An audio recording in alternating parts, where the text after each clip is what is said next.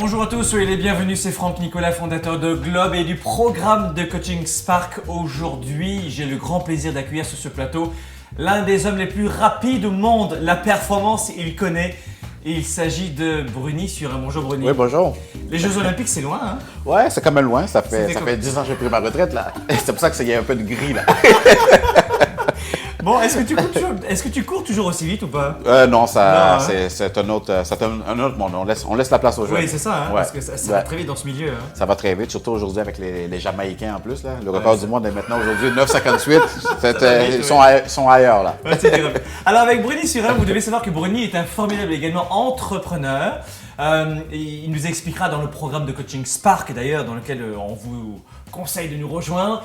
Il va nous expliquer quel est son parcours précisément. Mais ici avec nous aujourd'hui, cet entrepreneur de renom qui a vraiment réussi à performer également dans le monde des affaires et conférencier.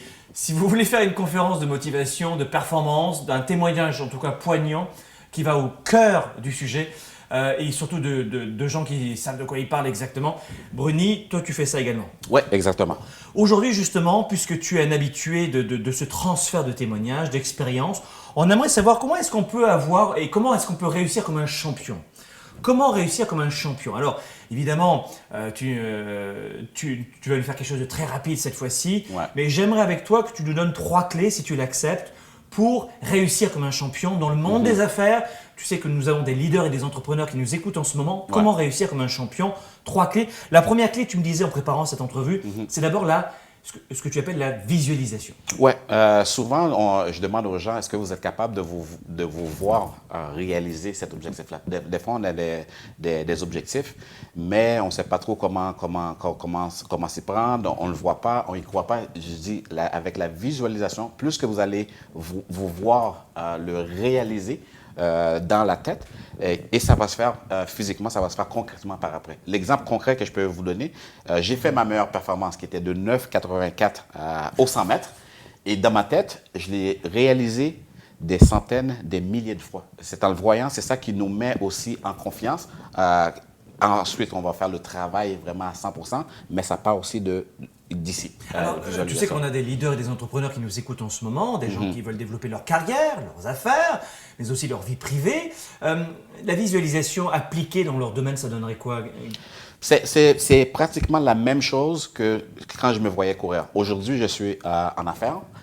J'ai ma ligne de vêtements. Mais avant de créer cette ligne de vêtements-là, je le voyais. Je voyais qu'est-ce que je voulais faire exactement. Je voulais avoir une ligne sport. Ça, je l'ai vu dans ma tête. Pour le créer, il fallait le voir. Avec les partenariats que j'ai eus, il fallait préparer ces réunions-là. Faire une réunion pour vendre mes vêtements avec un fournisseur. Il faut que j'y croie à mon produit. Il faut que je le vois. Qu'est-ce que je vais dire à mon fournisseur? Les points vraiment gagnants, ça, je l'avais dans ma tête. Et puis visualiser évidemment la réussite. Hein, vous avez compris, c'est visualiser La réussite. Exactement. Pas visualiser les galères. Hein. Ouais, exact. faut le voir. Faut le voir, Faut le voir. Deuxième clé avec toi aujourd'hui, tu me disais la confiance. Ça part de là, la confiance. Moi, je dis tout le temps aux gens, si vous n'avez pas confiance en vous, si vous n'avez pas confiance en votre projet, c'est impossible de mettre 100% d'effort vers la réussite de ce projet-là. Il faut vraiment le croire à 100% pour vraiment déployer ces efforts à 100%. Sinon, ça ne fonctionne pas. Les Olympiques, on les a gagnés. Il n'y a personne qui croyait en nous. Mais nous, à l'intérieur, on le savait. On s'est dit, l'équipe qu'on avait, l'esprit d'équipe qu'on avait, la synergie qu'on avait, on est allé aux Jeux Olympiques, c'est comme, on va l'avoir. Oui. Parce que souvent, tu vois des gens arriver sur la ligne de départ, comme les épaules comme ça. Tu le voyais, ça. Tu le voyais, ça se voit dans les yeux. Les gens qui ont vraiment confiance en eux, regardez les yeux, regardez qu'est-ce que ça dégage, c'est vraiment ça. Ça, c'est de n'importe quoi. Ah waouh, c'est super. Donc la confiance, de quelle façon est-ce qu'un champion comme toi, un ex-champion comme toi, développe la confiance en soi? Mais moi, c'est une combinaison. Hein. C'est la confiance, la visualisation, pour moi, ça va ensemble. Parce que, comme je disais tout à l'heure, plus qu'on va visualiser, parce que c'est sûr qu'au début, je me disais, bon, ben oui, courir 9-8. OK, mais comment courir 9-8? Les bras, les genoux, comment? On n'a pas cette confiance à 100% là, mais plus qu'on va le travailler, et travailler physiquement, les deux vont de pair et on arrive à le faire. Ça, c'est sûr que ça Donc la confiance. Dites-vous aussi que la confiance en soi dans le domaine de sa vie privée, des affaires, de la carrière, se développe aussi par les résultats. Mettez en place de petites actions et évidemment des petites actions qui vont vous amener à reprendre cette qualité d'obtenir des résultats rapidement par la volonté. Comme on dit toujours, un éléphant, ça se mange une bouchée à la fois. Donc pensez à ça. Exactement. Et puis tu me disais également en préparant cette entrevue, tu me disais troisième clé, la persévérance. La persévérance, c'est ça. L'objectif que j'avais, souvent, ça peut être long.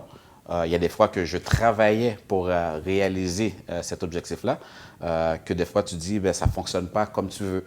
Mais il ne faut pas abandonner. Le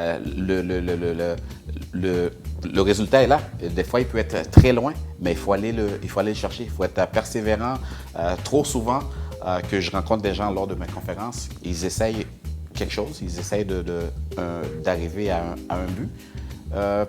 Après un essai, deux essais, ça ne fonctionne pas, on abandonne. Et qu'est-ce qui arrive? Plus tard, on a des regrets. Mais moi, c'est la persévérance. Qu'est-ce que je dis souvent dans mes conférences? C'est que mon objectif ultime, le rêve, c'était de courir plus vite que mon idole. Ce rêve, je l'ai eu à 17 ans. Si je n'avais pas eu tout ce côté persévérance-là, parce qu'en réalité, ça s'est réalisé à 32 ans. Bon, vous voyez, 17 ans, 32 ans. Sans la persévérance, on n'y arrive pas. Aujourd'hui, je peux parler de ça jusqu'à ma mort. Et dans ton esprit, qu'est-ce que tu te dis pour persévérer? Parce qu'il y a beaucoup de gens qui me disent, mais Franck, je suis en train de monter une nouvelle business en ce moment, je développe mes affaires, ou j'ai un problème de... C'est souvent lié au développement d'affaires d'ailleurs, et aux rentrées d'argent. Mais...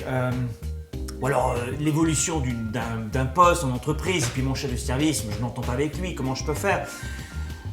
Quand on a des difficultés, des obstacles, et que l'on sait que l'on doit persévérer, mais qu'on a du mal à le faire, quelles sont les idées qui te traversent l'esprit? À quoi tu penses pour te pousser à continuer à persévérer alors que c'est compliqué? L'objectif ultime, c'était mon idole. J'avais sa photo dans ma chambre, placée là, et j'avais écrit le résultat. Quand ça va mal et que je retourne chez moi, avant de dormir, je regarde cette photo-là. Visualisation. Je regarde cette photo-là. Ça va mal, là. Je regarde la photo. Tant que je ne vais pas là, tant que je ne vais pas réussir, je ne peux pas abandonner. C'est impossible. On persévère, on persévère, on persévère. Année après année, mois après mois, des fois, il y a des blessures. On fait un pas en arrière, je regarde la photo, je vais continuer. Et aujourd'hui, c'est fait. Voilà. Merci Bruni. Donc 3 clés pour réussir comme un champion. On l'a vu avec Bruni, c'est la visualisation, la confiance et la persévérance. Visualisation, confiance et persévérance. Merci Bruni pour ces infos. Ça m'a fait plaisir. Merci pour ce témoignage sincère qui vient du cœur. Et puis n'oubliez pas, Bruni Surin, ton site internet c'est www.surin.ca. Et voilà, vous aurez une marque de vêtements extraordinaire, de vêtements de sport et puis aussi de très belles conférences. Merci Bruni, à très bientôt. Merci, à bientôt. Soyez des leaders actifs, des raisonnables et inspirants pour un monde meilleur. À bientôt.